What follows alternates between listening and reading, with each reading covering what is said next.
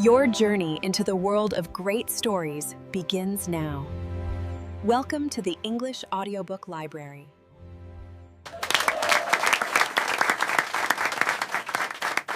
Hello, everyone, and welcome back to a massive episode of the English Audiobook Library.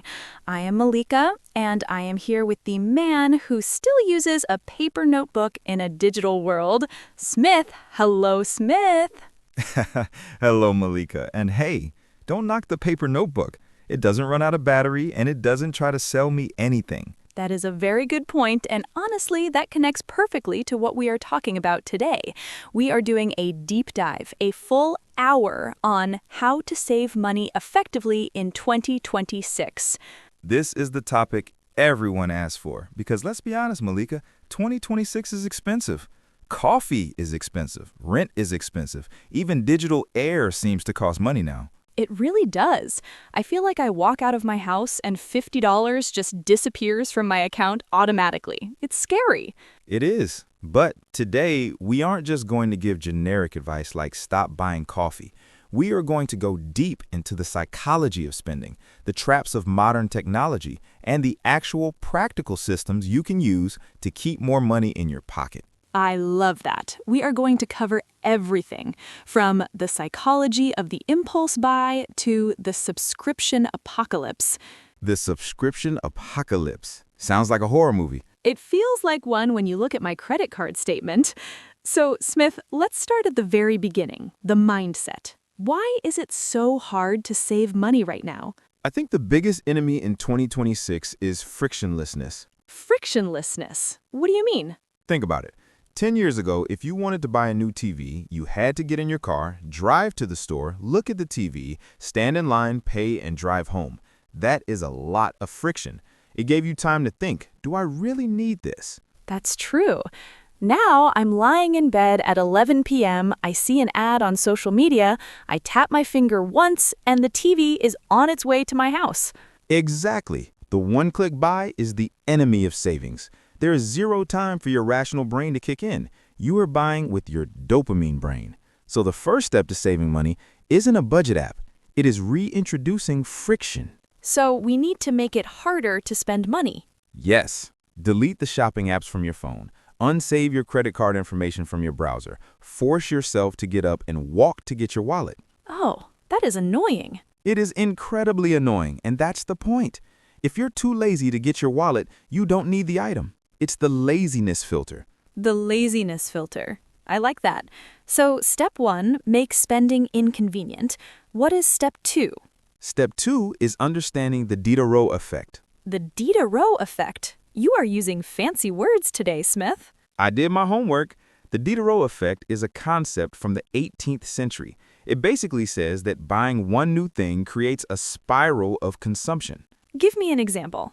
Okay, you buy a new dress. It's a beautiful, expensive dress, but then you get home and realize your old shoes look dirty next to the new dress, so you buy new shoes. And then the shoes make your bag look old, so you buy a new bag. Exactly. And then you wear the whole outfit, but your car looks dirty, so you get a car wash. It never ends. One purchase triggers a chain reaction. I have definitely fallen into that trap. I just bought a new phone, so I need the new case and the new earbuds and the wireless charger. Right. So the way to stop it is to predict the spiral. Before you buy the dress, ask yourself, what else will this make me want to buy? If the answer is everything, don't buy the dress. That's really smart. It's playing chess with your wallet, thinking 3 moves ahead. Exactly. Now, Molika, let's talk about the biggest money leak for most people in 2026. Food. Oh, food is huge. Grocery prices are up, and delivery apps are so tempting. Delivery apps are the wealth killers. I did the math recently. If you order a burger on an app, it's maybe $15. Then there's the delivery fee, the service fee, the small order fee, and the tip. That burger is now $28. And it arrives cold. And it arrives cold. You're paying a 100% premium for cold food. My rule for 2026 is delete the delivery apps. Delete them entirely. Entirely. If you want takeout, go pick it up. Again, it adds friction. If you're not willing to drive 10 minutes to get the food, you're not hungry enough to spend the money. Eat a sandwich at home. That is tough love, Smith, but you're right. But what about groceries? Even cooking at home is expensive now. It is, but there's a strategy for that too. It's called shopping your pantry first. Explain that. Most of us go to the supermarket and think, what do I want to eat? And we buy a bunch of new stuff. Meanwhile, we have 3 cans of beans, a bag of rice, and a frozen chicken in the back of the freezer that we forgot about. Guilty. I have a bag of frozen peas from 2024, I think. Throw those away. But seriously, the rule is you are not allowed to go to the grocery store until you have eaten what is already in your house. It forces you to be creative. Okay, I have pasta and tuna. I guess I'm making tuna pasta. It's like a cooking show challenge. Here's a mystery box of ingredients. Make dinner. Exactly. It saves so much money because you're using what you already paid for instead of letting it rot while you buy new stuff. I like that. Let's pivot to something that plagues us all in 2026, subscriptions. The vampire costs. Yes, they suck your blood or your money slowly every month. You have Netflix, Disney+, Hulu, Spotify, iCloud, Adobe, gym membership, that meditation app you used once. Stop. You're stressing me out. I think I have subscriptions I don't even know about. Most people do. There's a study that says the average person guesses they spend $80 a month on subscriptions, but they actually spend over $200. Wow, that's a huge gap. So here's the challenge for our listeners. This weekend, I want you to do a subscription audit. Print out your bank statement for the last 3 months. Go through it line by line with a highlighter. The scary highlighter of truth. Yes, and be ruthless. If you haven't watched Netflix in 2 weeks, cancel it. But what if a new show comes out next month? Then resubscribe next month. We have this fear that if we cancel, we lose it forever. You can literally resubscribe in 30 seconds. That's true. We treat subscriptions like marriage, till death do us part. But really, we can just date them. Exactly. Date your subscriptions. Don't marry them. Rotate them. Have Netflix for January, watch everything you want, then cancel and get Disney Plus for February. You save money and you actually watch more because you have a deadline. That's a pro tip. Subscription rotation. I'm writing that down. Now let's talk about something a bit controversial. The latte factor. Oh, the famous debate. If you stop buying a $5 latte every day, you will be a millionaire. Do you believe that? Honestly, no. I think it's good advice, but I don't think skipping coffee makes you rich. It just makes you grumpy. I agree. I think focusing on $5 coffees distracts us from the big wins. You can skip 100 coffees, but if you are overpaying for your car or your rent, it doesn't matter. So we should focus on the big 3: housing, transport, and food. Yes, if you can lower your rent by getting a roommate or moving to a cheaper area, that saves you $500 a month instantly. That is 100 lattes. Or the car. I see so many people driving brand new cars with huge monthly payments. The car payment is the middle-class trap. If you can drive a used car that is paid off, you free up $400 to $500 a month. That is life-changing money. That is investing money. But driving an old car isn't cool, Molika. You know what is cool? Having money in the bank, having freedom. Financial stress is very uncool. Amen to that. Okay, so focus on the big structural costs first. Don't beat yourself up over a coffee if you enjoy it. Exactly. If coffee brings you joy, keep it. Cut the things that don't bring you joy. I call it ruthless prioritization. Spend extravagantly on the things you love and cut costs mercilessly on the things you don't. So if I love travel, I save for travel. But maybe I don't care about fashion, so I buy cheap clothes. Perfectly said. It's not about suffering, it's about allocation. Let's talk about social pressure. This is a big one. My friends want to go out to dinner. They want to go to the expensive brunch place. How do I save money without losing my friends? This is tough. FOMO, fear of missing out, is expensive. But you have to be the leader. The leader? Yes, usually friend groups go to expensive places because nobody suggests an alternative. Be the person who says, hey guys, instead of that $50 brunch, why don't we do a potluck at my place? Everyone bring a dish. Potlucks are actually so much fun. It's more intimate. You can actually hear each other talk. Exactly. Or suggest free activities. Let's go for a hike. Let's go to the free museum day. Let's have a game night. Your friends are probably broke too. They will be relieved that you suggested the cheap option. That is so true. Everyone is pretending to be rich, but everyone is secretly hoping someone suggests a cheaper plan. Be the hero who saves the group money. I love that. Okay, Molika, let's get into the nitty-gritty of budgeting. Do you use an app, a spreadsheet, and an envelope? I have tried them all, and honestly, for beginners, I recommend the 50-30-20 rule as a framework, but using a modern cash envelope system. Break that down for us. The 50-30-20 rule is simple.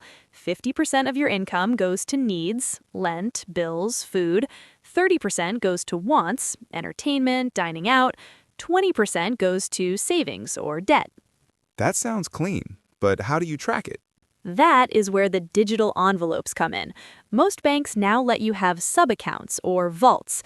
I have an account labeled bills, an account labeled fun, and an account labeled future.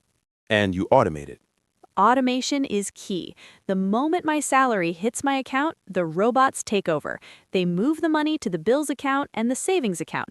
The only money I see in my main account is my fun money. That is brilliant. So you can spend everything in your fun account guilt-free because you know the bills are already paid. Exactly. It removes the willpower. You don't have to try to save. It happens while you sleep.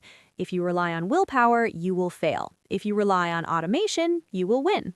If you rely on willpower, you will fail. That is a quote right there. It's true. We're human. We're weak, especially when we are tired or hungry. Automation protects us from ourselves. What about the no-spend challenge? I've seen this trend on TikTok. Oh, I love a good challenge. A no-spend month or even a no-spend weekend is a great reset. How does it work? You commit to spending $0 on anything non-essential for a set period. You pay your rent and buy basic groceries, but nothing else. No coffee out, no movies, no new clothes, no Amazon. It sounds like a detox. It is a dopamine detox. The first few days are painful. You feel bored, you realize how often you use shopping as entertainment. But after a week, you start to get creative. You read the books you already own, you go for walks, you rediscover your hobbies. And you probably save a ton of money. Huge amounts. But the best part is the mindset shift. You realize, wow, I can be happy without swiping my card. It breaks the addiction. I think I might try a no-spend weekend this month, just to prove I can do it. Do it, and tell the listeners how it goes. Okay, Molika, we have about 20 minutes left. I want to talk about energy costs. Electricity is expensive in 2026. It is, and this is the boring part of saving money, but it adds up. It's the dad advice section of the podcast. Okay, Mom, tell us about the thermostat. Turn off the lights. No, but seriously, smart plugs and smart thermostats pay themselves. If you are heating an empty house while you're at work, you are literally burning money. Also, phantom power, the red light on the TV, the computer charger plugged in but not attached to the computer. Yes, unplug things, but also look at your water usage. Cold water wash for clothes. It cleans just as well as hot water, but costs way less because you're not heating the water. These are small things, but over a year, that's maybe $200. $200 is a flight to somewhere nice or a really nice dinner. I'd rather have the dinner than warm water for my t-shirts. Let's talk about negotiation. People are scared to negotiate bills. Everything is negotiable. Your internet bill, your phone bill, your insurance. Really? You can just call them and say, lower my bill? Yes, call them and say, I'm thinking of switching to competitor name because they have a cheaper offer. What can you do for me? Does that actually work? 80% of the time, yes. Customer retention is a huge metric for these companies. It costs them way more to find a new customer than to give you a $10 discount. So you just need to be brave for 5 minutes on the phone. Be brave and be polite. Don't be angry. Just say, I've been a loyal customer for 3 years, but money is tight. Can you help me? Usually they have a retention script they can use to give you a discount. That is literally free money for a phone call. Exactly. Set aside one afternoon a year, call it Bill Hacking Day, and call everyone. You could save $1,000 in 3 hours. That is a pretty good hourly wage. $333 an hour. I wish I made that normally. Right? It's the highest ROI activity you can do. Let's pivot to impulse buying online again. I want to talk about the 24-hour rule and the 30-day rule. These are classics for a reason. The 24-hour rule is for small things, right? Yes, if you see a shirt or a gadget under $50, wait 24 hours. Leave it in the cart, close the tab. If you wake up the next morning and you are still thinking about it, maybe buy it. But 90% of the time, you will forget about it. And the 30-day rule? That is for big purchases. A new laptop, a vacation, a car. Put it on a list, wait 30 days. This lets the emotion fade away. If after 30 days you still logically need it, then buy it. I feel like waiting 30 days takes the fun out of it. That is the point. Spending money shouldn't be fun in an impulsive way. It should be deliberate. The fun should come from using the item, not buying it. Ooh, that is deep. The fun is in the use, not the purchase, because the dopamine hit of buying lasts about 10 minutes. And then you have buyer's remorse. We want to eliminate buyer's remorse. Molika, what about secondhand? Is it still stigmatized? In 2026, no way. Vintage is in. Thrifting is cool. Plus, the online marketplaces are amazing now. Vinted, Depop, Facebook Marketplace. I bought a designer coat last month for $40 on Vinted. It would have been $300 new. See? You look great, you saved $260, and you helped the environment. It's a triple win. My rule is check used first. Before you buy anything new, furniture, books, electronics, clothes, check if you can get it used. Especially for books. Why spend $20 on a book you read once? Buy it used for $4 or go to the library. The library, the ultimate money saver. Books, audiobooks, movies, sometimes even tools or 3D printers. Libraries are the unsung heroes of the budget. And we're the English Audiobook Library, so we have to support libraries. Exactly, it's in our name. Okay, Molika, let's get a little bit into investing, just briefly, because saving is great, but inflation eats savings. Right. If you put your money under your mattress, you're actually losing money every year because things get more expensive. So, high-yield savings accounts? Yes, this is the absolute minimum. If your bank is paying you 0.01% interest, you are being robbed. Move your savings to a high-yield savings account that pays 4 or 5%. Is it risky? No, as long as it's an insured bank. It's just free money.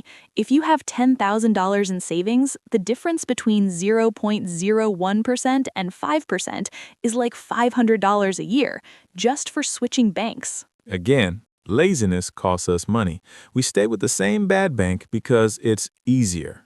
Don't be lazy with your money. Your money works hard for you. Treat it with respect. What about the mindset of lifestyle inflation? This happens when people get a raise. This is the silent killer. You get a promotion, you make $500 more a month. Immediately, you move to a slightly nicer apartment. You buy a slightly nicer car. You drink slightly nicer wine. And at the end of the month, your savings are exactly the same as before. Exactly. You're running faster on the treadmill, but you're not moving forward. The trick is, when you get a raise, pretend you didn't. Save the difference? Yes, if you lived on $3,000 a month comfortably and now you make $4,000, keep living on $3,000. Invest the $1,000. That is how you get rich. That is how you retire early. It's so hard, though. We feel like we deserve it. Reward yourself with a one-time treat, a nice dinner, a weekend trip. But don't upgrade your fixed costs. Don't upgrade your rent. Once you upgrade rent, you can never go back. That is solid advice. Keep your fixed costs low and your freedom high. I want to share a weird tip that works for me. Unsubscribe from email newsletters. Marketing emails? Yes! Every morning I used to wake up to 20 emails. 50% off, flash sale, last chance. It's psychological warfare. Even if you don't want to buy, seeing it plants the seed. Oh, 50% off shoes? I wasn't looking for shoes, but that's a good deal. Exactly. Unsubscribe. If you don't know the sale is happening, you won't spend the money. Ignorance is wealth. Ignorance is wealth. I'm going to spend an hour unsubscribing this weekend. It cleans your inbox and your wallet. Okay, we are getting towards the end here. Let's do a quick-fire round of strange but effective money-saving habits. Ready? Ready. DIY. Learn to sew a button, learn to unclog a drain. YouTube is free, plumbers are expensive. Bottled water. Scam. Buy a reusable bottle and a filter. You save hundreds a year and save the ocean. Gym memberships. If you go 4 times a week, it's worth it. If you go once a month, cancel it and run in the park. The park is free. Brand names. For electronics, maybe. For medicine and pasta, no. Generic ibuprofen is exactly the same molecule as the expensive one. Generic pasta tastes the same. Buy generic. Gifts. Stop buying clutter for people. Give experiences or consumables. Bake cookies. Offer to babysit. A thoughtful letter is worth more than a $20 scented candle they will never use. Lunch. Bring it to work. Brown bagging it. A $15 salad every day is $3,600 a year. That's a car. Make a salad at home for $2. Okay, that was intense, but so many good reminders. It really comes down to intentionality, Smith. Intentionality. Yes, most people spend money while sleepwalking. They swipe, they tap, they eat, they subscribe. We want you to wake up. Look at where your money is going. Tell it where to go instead of wondering where it went. I love that. Tell your money where to go. And remember, saving money isn't about being cheap. It's not about being miserable. It's about buying freedom. Every dollar you save is a little soldier fighting for your freedom. Freedom from a job you hate, freedom to take a break, freedom to retire. Exactly. When you look at it that way, saving becomes addictive. You aren't losing the shiny gadget, you are gaining a day of freedom.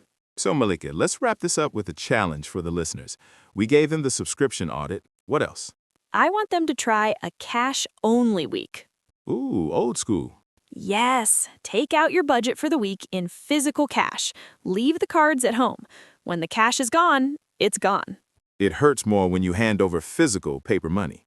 It does. It activates the pain centers in the brain. You'll spend way less because you physically feel the money leaving your hand. Try it for just 1 week. I accept the challenge. Cash only next week. I'm going to feel like a drug dealer carrying around cash, but I'll do it. Just don't lose it. Thank you all for joining us for this massive episode. We hope you feel empowered, not restricted. Saving money is the ultimate form of self-care. Your future self will thank you.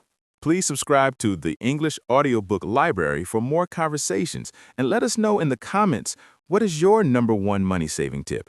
We want to steal your ideas. Yes, give us your tips.